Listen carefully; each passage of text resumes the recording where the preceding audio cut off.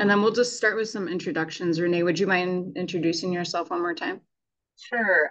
Renee Bolio Banks Indigenous Aganashimo, Pacific Indigenous Indigo, Jagaspa Jamaica Gandunjaba, Bigisi Nindudane. I'm Renee Bolio Banks, that's my English name. My spirit name is River Woman. I'm from Leech Lake Nation, uh, Eagle Tribe. I've been at NACC for about 5 years, and I'm the elder in residence, and my services are open to all. So thank you for allowing me to be here and honoring me to say the blessing in English.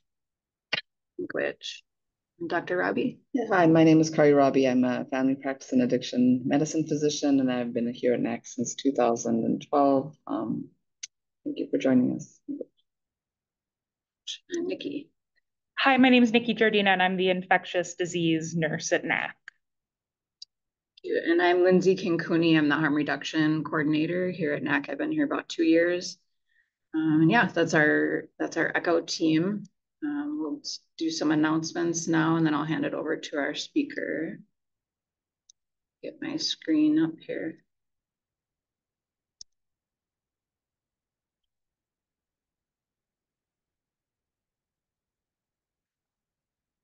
All right, so welcome everybody. We are the Midwest Tribal ECHO. This is the Opioid Use Disorder Education and Treatment series. Today we have Wren Green, who is our LADC here at NACC, talking to us about overamping, stimulants, protective behaviors, and so-called psychosis.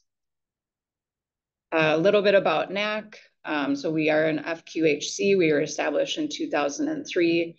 We're located in the heart of the South Minneapolis urban indigenous community. We have a list here of all of our services, several wraparound services, primary care, social service support, harm reduction. We have an IOP. We have a separate dosing clinic. And if you'd like to learn more, our website is at the bottom of the slide there. This is a list of current open positions we have at the clinic. Again, our website is at the bottom, so if you go to there and click on jobs, you can read more about what's available. Some session guidelines, please know protected health information. We'd love to see your faces. If you're willing to turn on your camera, please do. If you can let me know who you are in the chat so that I can send out resources and the post-evaluation survey. So name, title, organization, and email would be great. Please feel free also to use the chat for comments throughout the session. Some upcoming echoes. So our next session will be August 21st. We have Whitney Dixon talking to us about how she started the Cass Lake IHS harm reduction program. And then September 4th, we have chronic fatigue syndrome and long COVID in underserved communities. This is a list of other echoes that cover similar topics. So let me know if you want more information on any of those.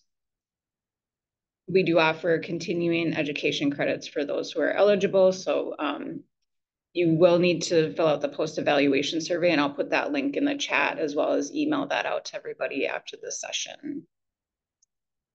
And then finally, we recommend or welcome, encourage case presentations. So if you have any to share, please do. And my email address is at the bottom of the slide. They make for great discussion. I think that's it for me. So thank you. Welcome, Wren. I'll hand it over to you. Awesome. Thanks, Lindsay. Thanks, everybody. Thanks for having me here. My screen shared here. So, everybody see that okay? Sweet. Awesome. Okay. Yeah, like Lindsay said, feel free to dump any questions you'll have in the chat as we go. I'll try to keep an eye out there, but I will wrap around to the end in case I miss anybody. And let me know if I need to speed up, slow down at any point. More than happy. I probably crammed too much info as usual into this, but the resources all get sent out too. So yeah, my name is Wren Rosalind Gay Green. I'm a licensed alcohol and drug counselor in Minnesota. My pronouns are they, them, she, her, and they, them. And I'd like to talk to y'all today about overamping, stimulants, protective behaviors, and so-called psychosis. And I use that phrasing specifically to kind of engage around broadening how we think of psychosis, especially when it comes to substance use.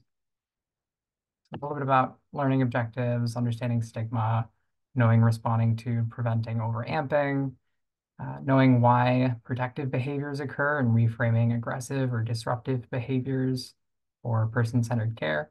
And then talking about psychosis, so-called psychosis, and how that could relate to overamping or stimulant use. And then a little bit at the end about diverse perspectives and person-centered understandings of what we call non-consensus reality. So some perspectives from radical mental health and folks who experience non-consensus reality. We'll talk more about that later.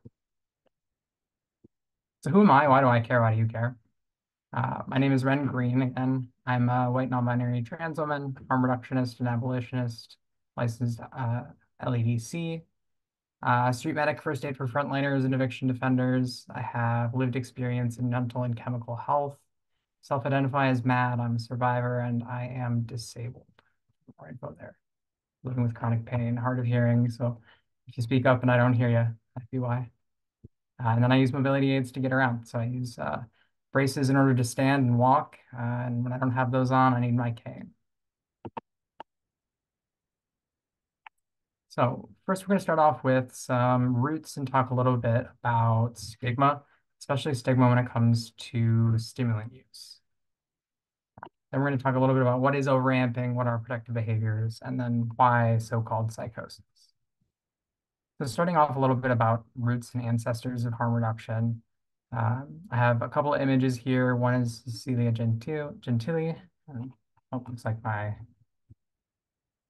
that should be Gentili, Gentili. It must have auto-corrected there. Cecilia Gentili, Marsha B. Johnson, Sylvia Rivera, and then the Bleach and Teach man from videos from '89 about bleach, teach, and outreach. And I have a quote there from Shira Hassan, author of Saving Our Own Lives. If you haven't read it, definitely recommend it. For anyone interested in harm reduction or otherwise folks who want to learn more about harm reduction, really great resource for learning the history and also learning why that's important. So Cecilia, there's an article in NASDAD about Cecilia and her work with Decrim New York and starting Decrim New York and working with unhoused sex workers and unhoused folks. Marsha and Sylvia operated the Street Transvestite Action Revolutionaries House, where they practiced harm reduction amongst youth sex workers in New York and specifically tried to get youth off the streets. Bleach and Teach was one of our first, one of the first ways that folks taught each other how to stay safe under really unpredictable conditions during the HIV/AIDS crisis. So we wouldn't have any of this if it weren't for queer and trans folks in history, if it weren't for Black, Indigenous people of color, LGBTQ folks, specifically Black trans women, BIPOC trans women. I have a quote here from Next Distro. It says, in the 1980s, HIV and AIDS was killing drug users, BIPOC and LGBTQ people, and the US government failed to protect our community. Recognizing the urgency of the HIV/AIDS epidemic, many sex workers, queer and trans people, and others joined together to fight the spread of HIV/AIDS. You can see the picture on the right-hand side there from a protest from ACT UP, the AIDS Coalition to Unleash Power in New York. And the ACT UP Coalition, along with the Young Lords and the Black Panthers, actually worked to engage some of the first syringe exchange programs in New York during the AIDS crisis. So we wouldn't have any of that if it wasn't for those folks.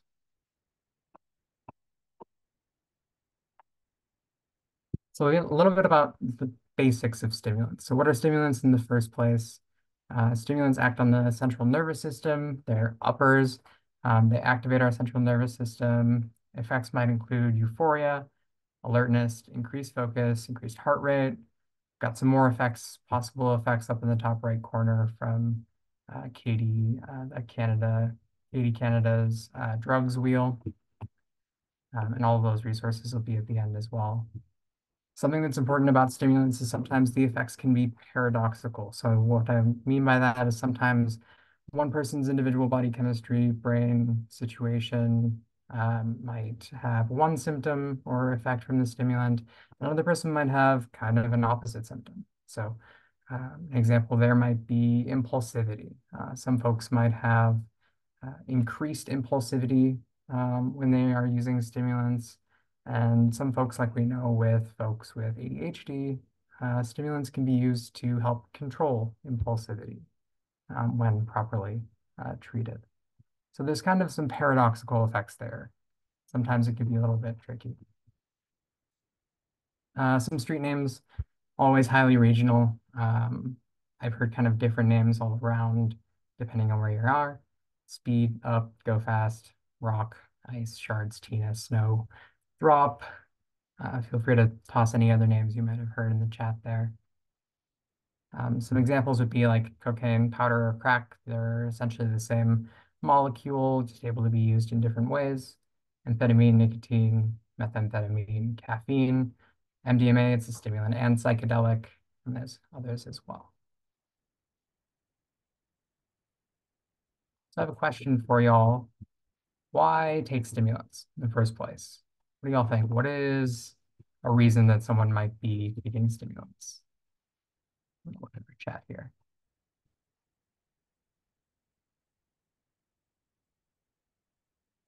Ooh, Sean says glass, yeah.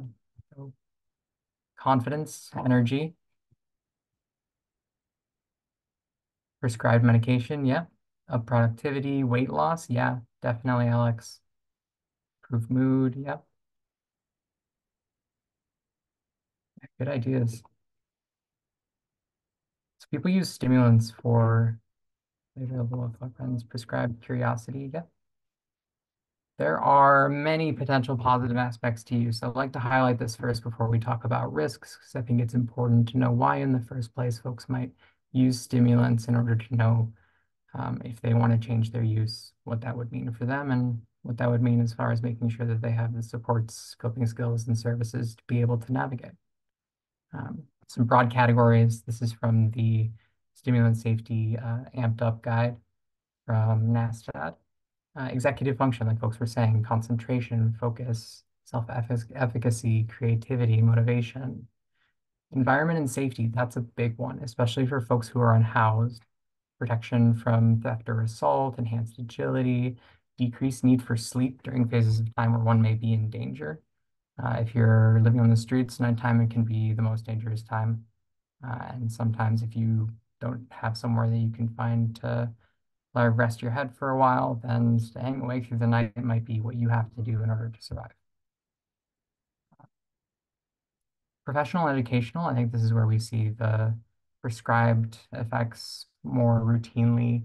But also, there are ways that folks use stimulants in order to combat effects that they're feeling because of their position as far as their class or economic status.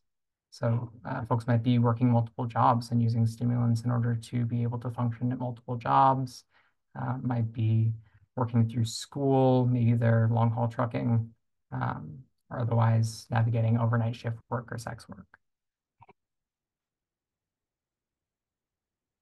Ooh, Jean says counteract other medications that cause drowsiness. Yes, definitely. I also think of like narcolepsy.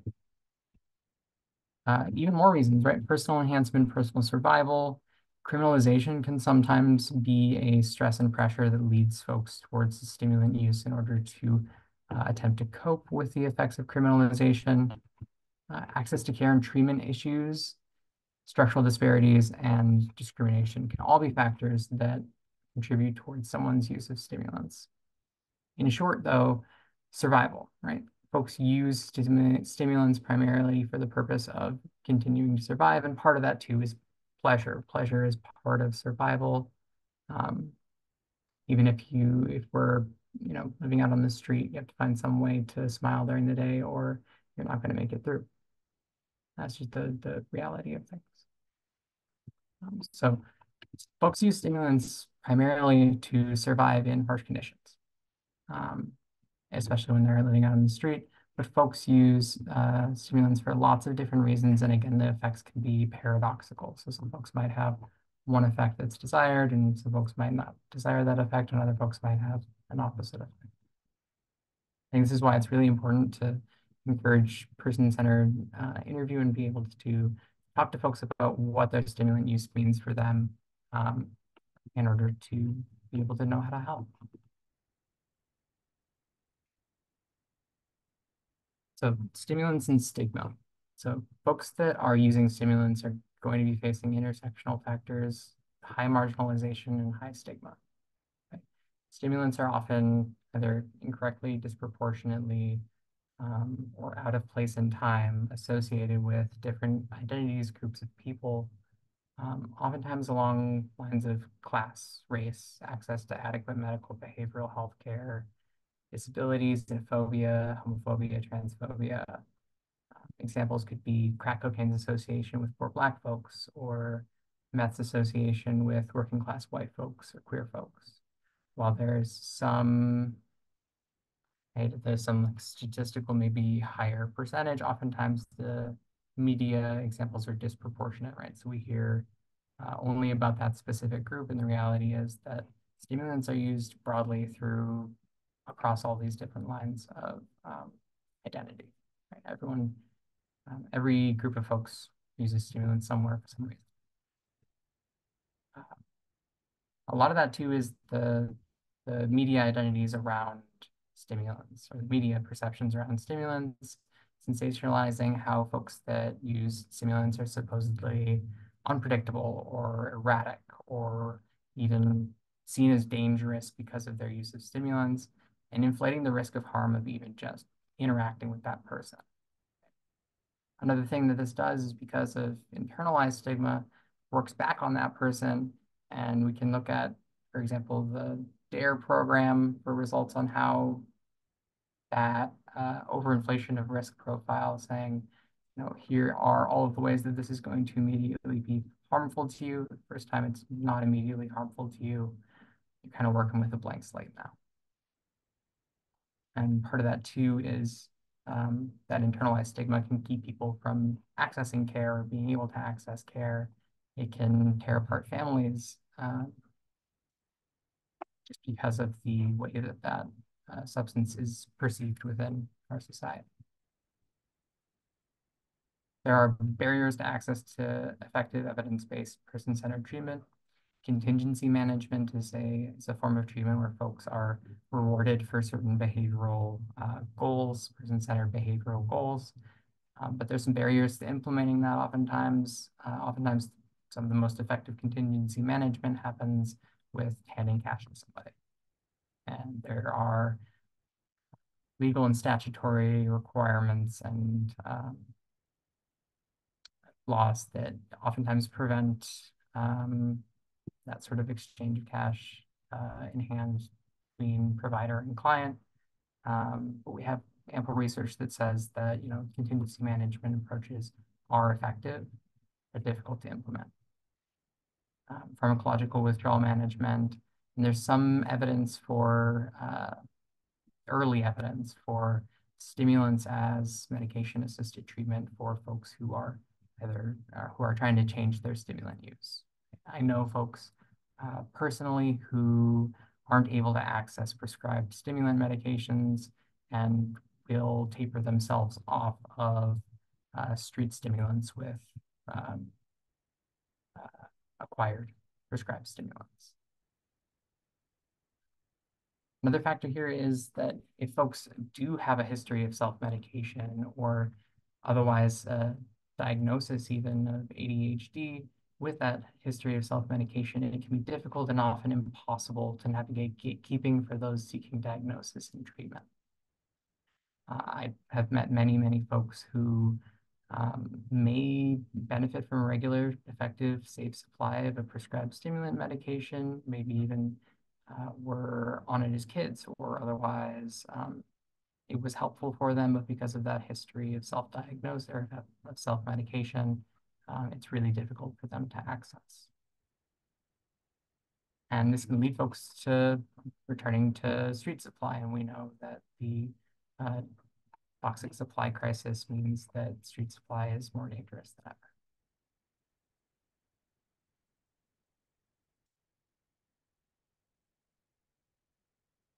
before jumping to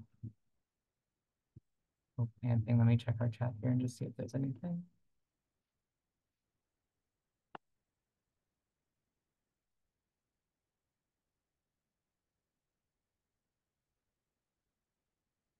Okay, so what is overamping in the first place, right? Overamping is not necessarily an overdose. These aren't necessarily the same thing. Overamping is whenever the effects of a stimulant become overwhelming, distressing, dangerous, unwanted. And this is person to person. One person might have an effect from a stimulant that would be overamping for them. It's an undesired effect. And it might be a desired effect for another person. So maybe one individual is very sensitive to her palpitations, racing heart rate, and another individual seeks that out, and that's a specific part of their experience when they're using stimulants that they want to achieve. So overamping is different than overdose, and it's important to distinguish that because overamping doesn't always involve overdose. Right? Overamping can occur with or without overdose. You can have a regular dose, and overamping can still occur. When I say regular dose, I mean that individual's regular dose. There may be more risk of severe effects with cocaine versus speed, amphetamine, methamphetamine. There's some research to suggest that overamping with cocaine can be more neurotoxic and more harmful to the cardiovascular system than other stimulants.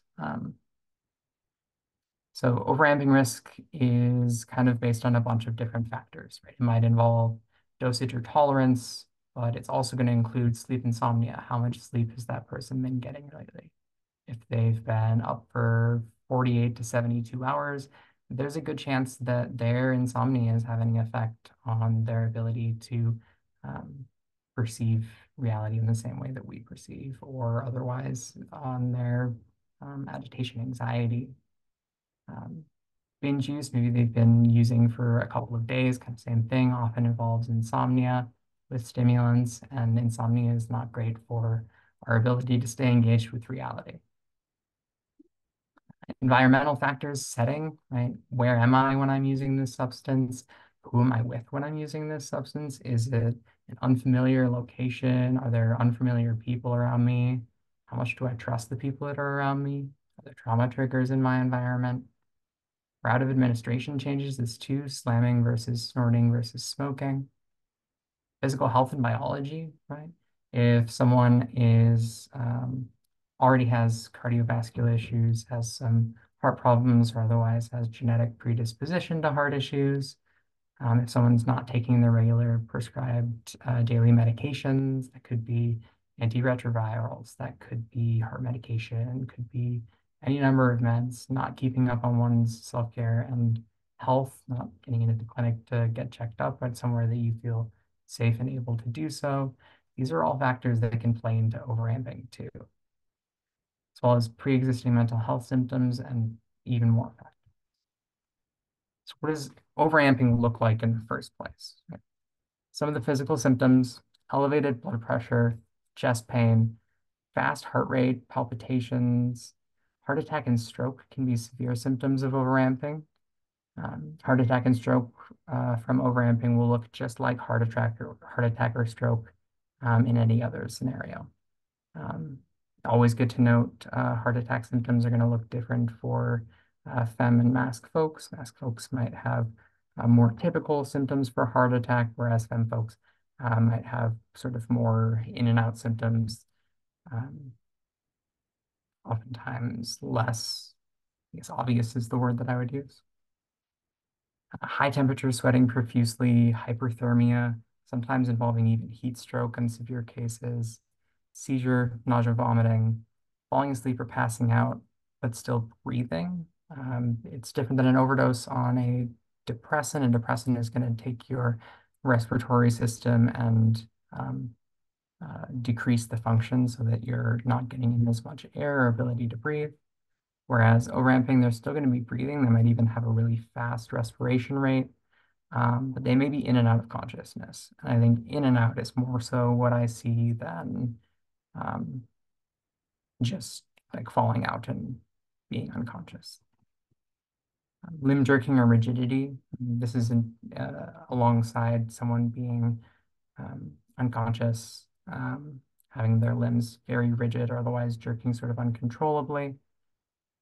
Sort of feeling paralyzed, almost like a sleep paralysis feeling, like I can see, I can hear, but I can't move. Convulsions, severe headache, teeth grinding, insomnia, tremors,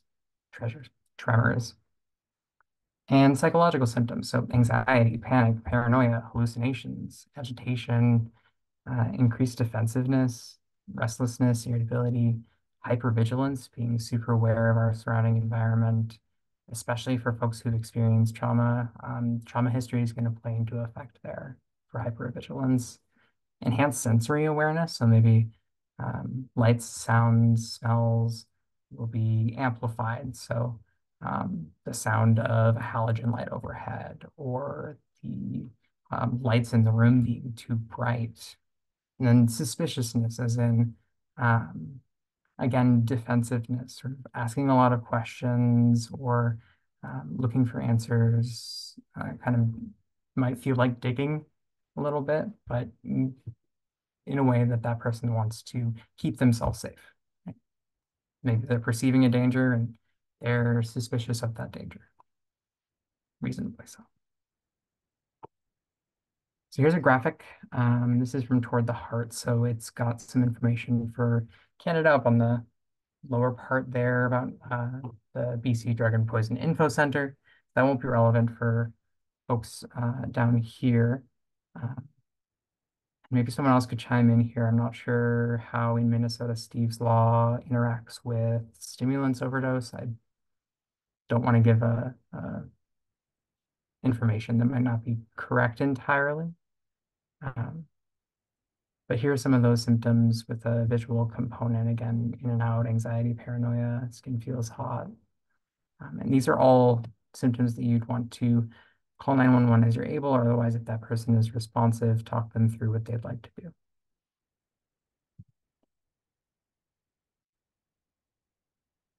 So what do we do? Okay, we know now what overamping is, how to recognize it, but what do you do when you actually come across someone or someone that you're with or even yourself are overamping? Remain person-centered, ask them what they need, right? Even if they seem, especially if they seem confused, if they seem defensive, if they seem scared, ask what they need, right? Direct questions are best here. Hey, I noticed this. How can I help? Do you need anything? Do you need anything isn't as good actually as like offering choices. So do you want to come sit in this room or this room? Do you want a bottle of water or a snack? Choices and flexibility are really important for folks being able to navigate feeling under threat when they're overamping. Maybe their paranoia is increased or their anxiety is increased to a point where they really need that flexibility and choice.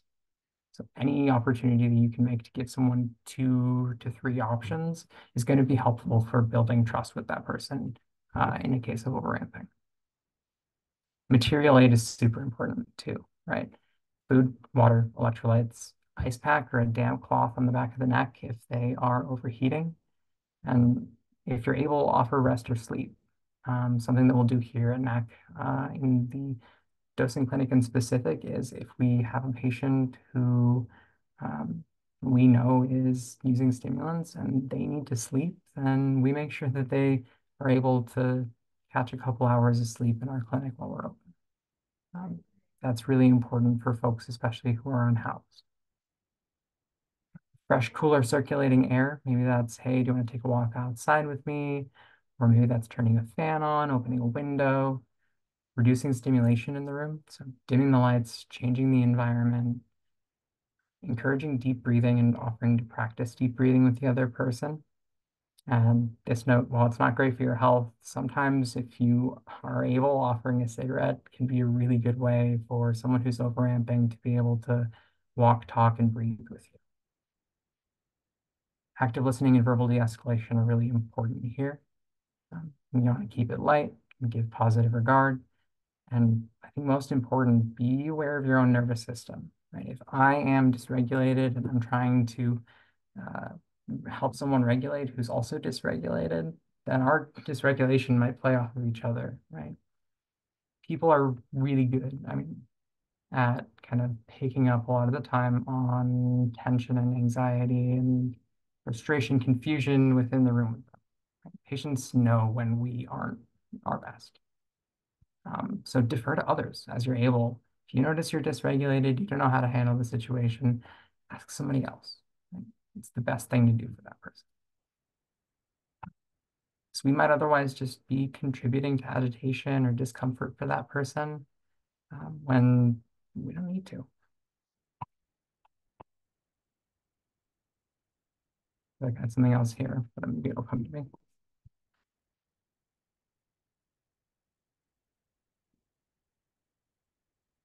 Before I move into prevention, any quick questions on response and overamping?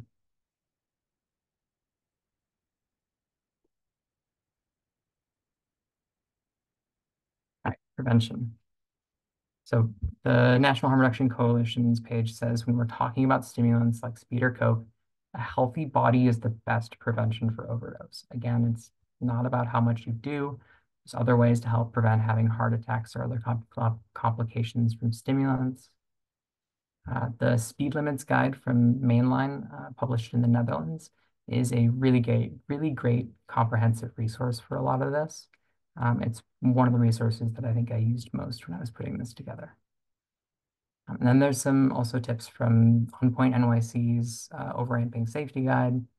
Right? If you know you manage your medical conditions, you can take your medications, getting checked up with cardiovascular issues, to add it with a cardiologist. Again, using it in a safe place with friends, right? You're much less likely to experience distressing results from stimulant use if you're using in a safe place with friends that you trust. Right? Switch up the way you're using. That could be route of administration, time of day.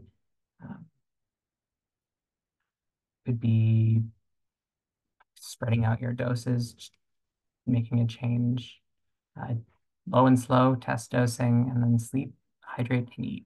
That's especially important with stimulants because stimulants make it harder to sleep, harder to remember to drink water, and they suppress the appetite. So it's really important to, when you're responding to someone who's using some stimulants, or if you yourself are using stimulants, to try and maintain a sleep schedule of some kind. Make sure that you're drinking water, or they're drinking water. Offer food, or otherwise eat for yourself.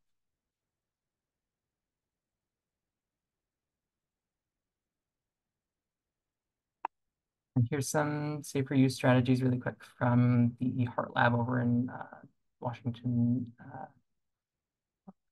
I forget what the school is called. Washington State. There you go.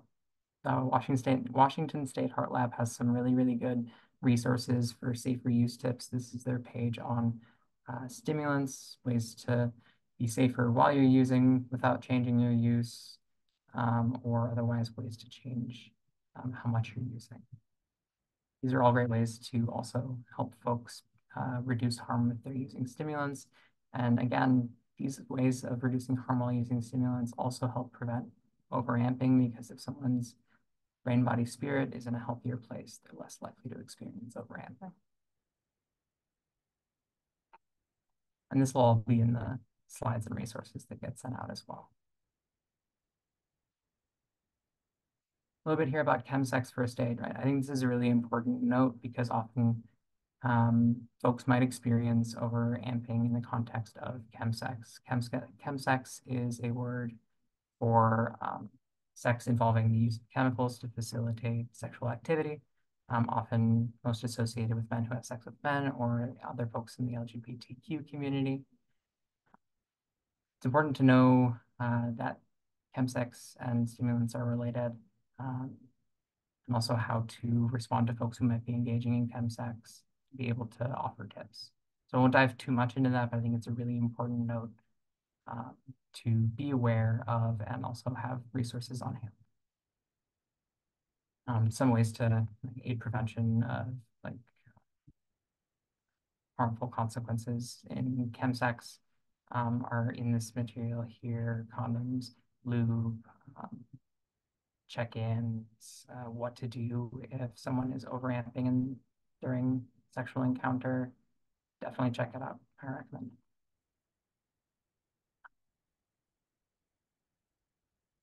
Right, protective behaviors, right? Protective behaviors might look like, and I had a video here, but it looks like it's not popping up there, but the link is there. Protective behaviors might look like hiding, attempting to flee, defensiveness, fear and trauma responses, non-consensus beliefs, beliefs that aren't shared with other folks around them, and perceptions of threat. The Boston Medical Center Graken Center for Addiction says a normal response to threats of danger is self-preservation. However, protective behaviors associated with self-preservation can be perceived as threatening by others. So when I think of protective behaviors, maybe an extreme example, if you imagine right now, close your eyes, don't close your eyes, whatever you're comfortable with. Imagine right now that there is a bear sitting directly behind you, sitting so close that you can feel its breath on your neck, that you can hear it. It is right behind you. If you sincerely believe the bear is behind you, you can feel its breath on your neck, you can hear the bear behind you. It would make sense to be afraid of the bear. If the bear exists in your reality, then that fear is real in your reality. Same thing happens with stimulant use, overamping, protective behaviors. Maybe it's not a bear, but maybe it's somebody that reminds me of someone that was unkind to me in the past. Maybe it's just a employee at the center that or the clinic that I'm going to that just reminds me of that person. Maybe that person reminds me enough that in my reality, in my brain, I perceive them as a threat, just like that person in the past was a threat to me. So it makes sense in my perspective, my reality, but from the outside isn't shared. Protective behaviors, when folks who use stimulants are treated calmly, respectfully, trauma responses and protective behaviors are rare. I include that because I think it's important to remember that the stigma and marginalization and intersectional causes that push on folks who use stimulants mean that 99% of the time out in the world, they are not being treated calmly and respectfully. In their day-to-day lives, they are probably facing marginalization every single day. So if they come to you for the first time and are engaging in protective behaviors, think to yourself, all right, what else could have happened to this person today that they are in this state?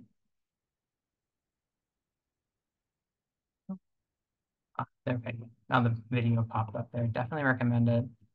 And then as far as what we do about protective behaviors, there's an acronym AGRO, AGRO plus, assess, gauge, respond, observe, and provide positive reinforcement.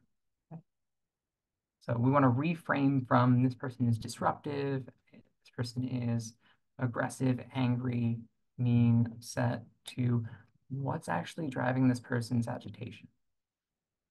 We want to use a person-centered focus, assess, ask, and look around in the room, follow their eyes. What are they looking at? Calmly engage the patient in conversation to help figure out, hey, what's going on right now? How can I be of help? And then engage, right? How am I feeling? Again, if I am dysregulated and I'm trying to help someone who's very dysregulated, my dysregulation is going to add to theirs. Be mindful of the feelings that you may be projecting that may escalate or de-escalate the patient. Right? Where are you at and how is that playing into it? And then respond, right? Be calm, yet firm, right? Boundaries are good for me and good for the other person. If I can't do something, I can't tell someone that I can, because then I'm lying. Or if that's not within my role, my scope, my ability, I don't have that here, say it straight up.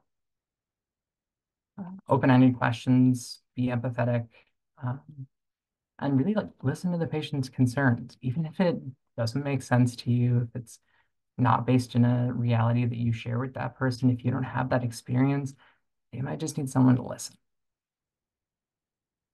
And then, yeah, observe verbal and nonverbal cues. Is this working? If the person seems like they're continuing to escalate, change it up, try something different. someone else in. If it's a person that you know has certain staff preferences, find that person if they're in the building.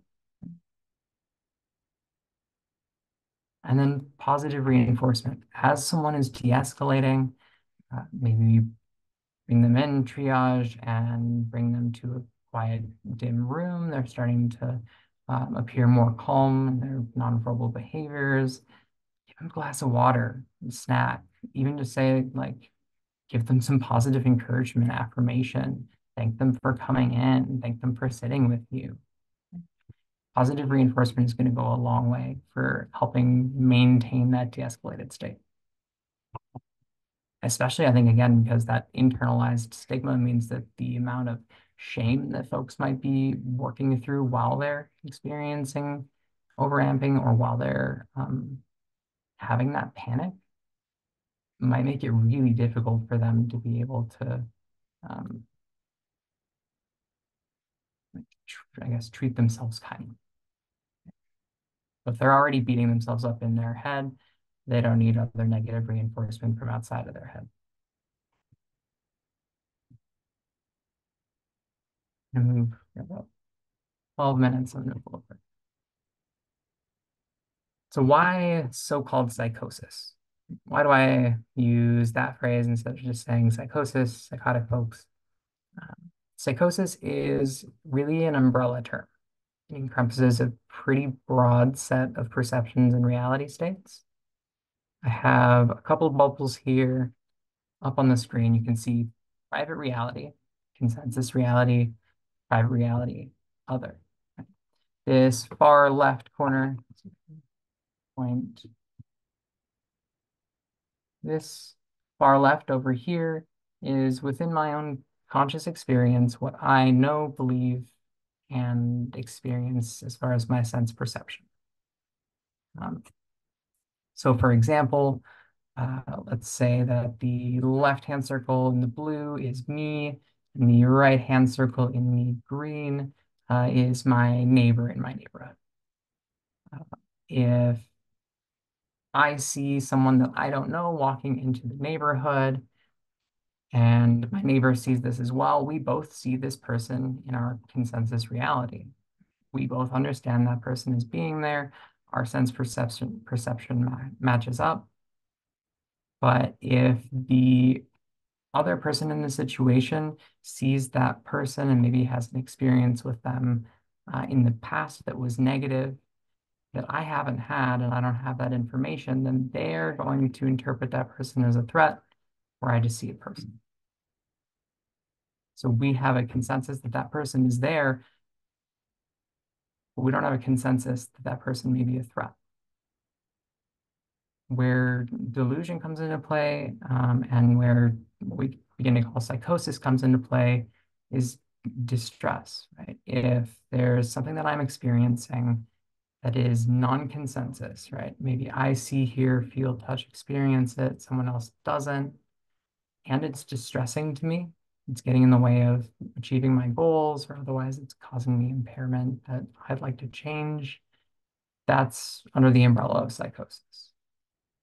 Someone who sees, hears voices, experiences non-consensus reality isn't necessarily always distressed. I think that's important to note there. A couple of key points from recovery enhancement practices for psychosis. Really important things to remember when you're working with folks who experience non-consensus reality. Right? It is very personal, very frightening, and very real. Within that person's experience, whatever's going on for them, it feels real as much as your reality feels real to you right now. It's not just an unusual experience.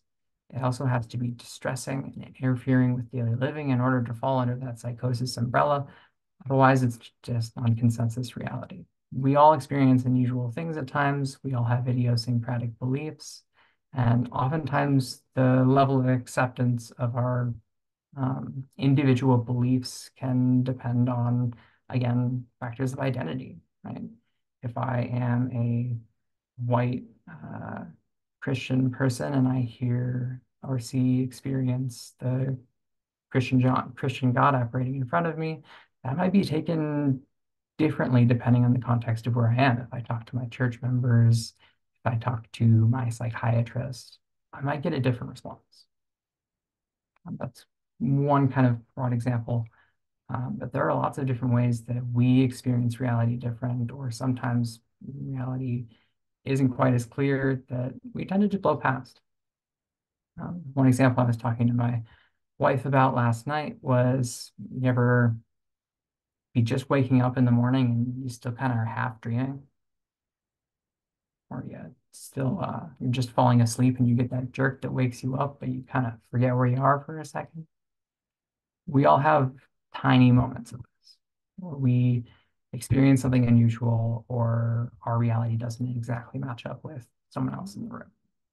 But usually it's things that aren't distressing or otherwise aren't interfering with our daily life.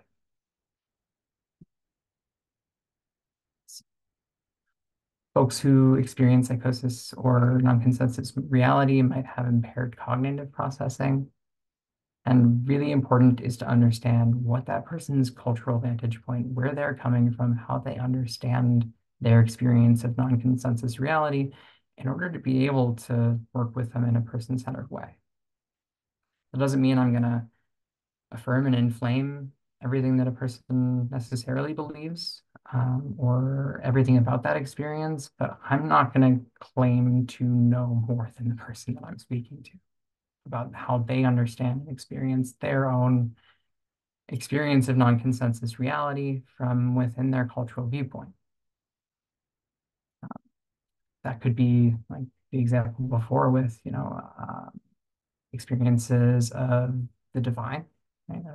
Seeing, hearing voices of spirits. There's a history in psychiatry of taking those non-consensus realities and experiences and flattening them out, and especially along racial lines, what do I say? Deciding whose experience is correct, allowable, and kosher. A little bit of rambling there. Some perspectives from radical mental health and people who experience non-consensus realities. This is a quote from Carolyn Maisel Carlton at the keynote speech for the Hearing Voices Congress in 2023. She says, "Since I was 5 years old, I've heard the voice of a man nearly every day. In order to make it this far in life with this often angry voice, I had to understand the voice in multiple ways. This voice is an aggressive protector connected to childhood abuse I experienced. This voice is also a masculine part of me, part of my gender expression. This voice is my nefesh in Hebrew, a part of my soul from a past life where I died in the Vietnam War. And this voice can also simply be a disturbing sound, keeping me from falling asleep. All of these things are true. And I would be harmed if I tried to build consensus on just one of these realities. I would fail to understand it, just like a physicist who insisted on only seeing light as a particle."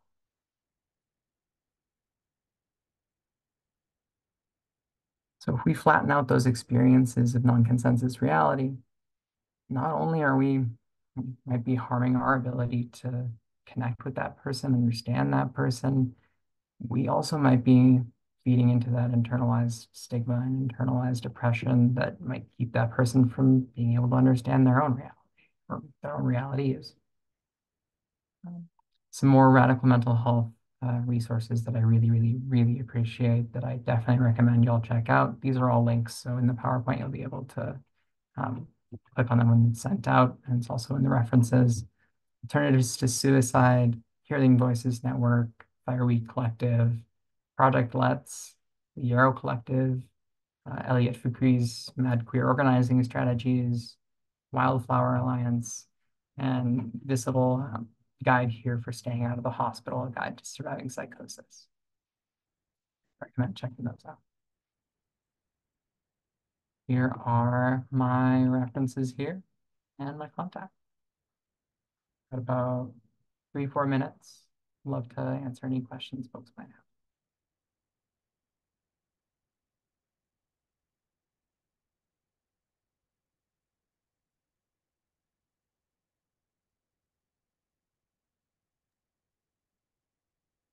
Hi, Wren. It's Sean from NACC.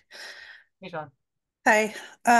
Do different types of stimulants, this is probably a dumb question, but cause different levels of overamping and Yeah, okay. it's a really good question.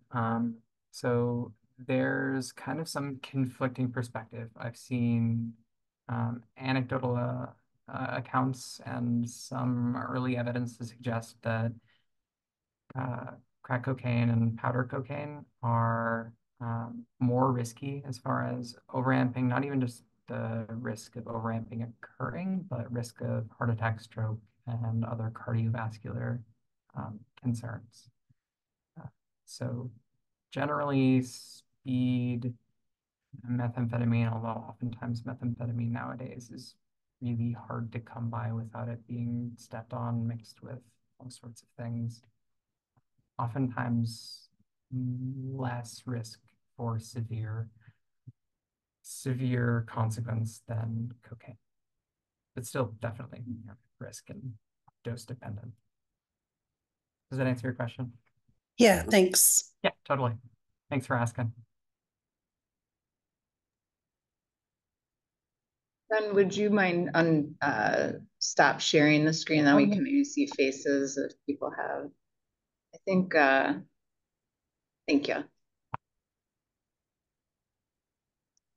I'll speak a little bit to the risks of opioid and or xylazine in the cocaine or meth supply. Yeah, I can definitely speak a little bit there. There is, at least speaking anecdotally and from what I've seen and heard, there is less reports of opioid, fentanyl, xylazine in cocaine or meth supply. But when I say less, I don't mean none. As far as I'm aware, I'd say it's maybe been 3-4 months since the last time that I heard of a fentanyl positive in cocaine sample, at least around here in Minnesota. But really, I mean, testing is the best way to be able to keep yourself or others safe in the first place. So there's always a potential for opioid xylazine contamination. Most of the time, it just doesn't make sense from a dealer perspective. It's either more expensive to put that in there or otherwise isn't going to keep your customers coming back. But sometimes that happens, right? Sometimes folks who are selling substances might keep them together in one place and there's cross-contamination or other reasons that someone might have opioid or xylazine in their cocaine or meth. So less common than in the down supply for sure, but definitely still always good to test. Thank you, Tina. And Helen says, I feel like some of my patients are diagnosed with bipolar or psychosis when actively using. Do you see this too? What should we do in this case? Yeah, that's a really hard question. I definitely see that too. I've seen plenty of patients using stimulants who receive a diagnosis that is, stigmatized or otherwise just doesn't fit them when they're not actively using. I've also seen patients that, sorry, what's going off here? I've also seen patients that are kind of predisposed to those mental health effects, and stimulants might be a big trigger for them. And so they might have stimulant-induced psychosis every time, or stimulant-induced non-consensus reality experiences when they're using. And that could be consistent for them, and they might not have those experiences when they aren't using. I know folks that specifically use high doses of methamphetamine in order to achieve what we might call psychosis because that's what they're looking for. So as far as what we should do in this case, I think that, I mean, I'm not an LPCC, so I can't speak to the diagnosis of like mental health in specific, but it's definitely something to keep in mind that if the person is using stimulants, what we might call mania or erratic or other like cognitive processing deficit, bipolar, schizophrenia, schizophreniform, schizoaffective, those are really hard to diagnose when there's co-occurring stimulant use, unless you kind of have a history of where that person's symptoms started and what that looked maybe in childhood. Another good factor there, I think, is when did these symptoms start? So if those symptoms started in the typical sort of 21 to 28 range where most folks start to experience non-consensus reality symptoms, that might be another good indicator that that person maybe has some experience of non-consensus reality even when they're not using. It's very difficult to pick that apart until you really get to know somebody, and I think that's part of why building trust and relationships is super important.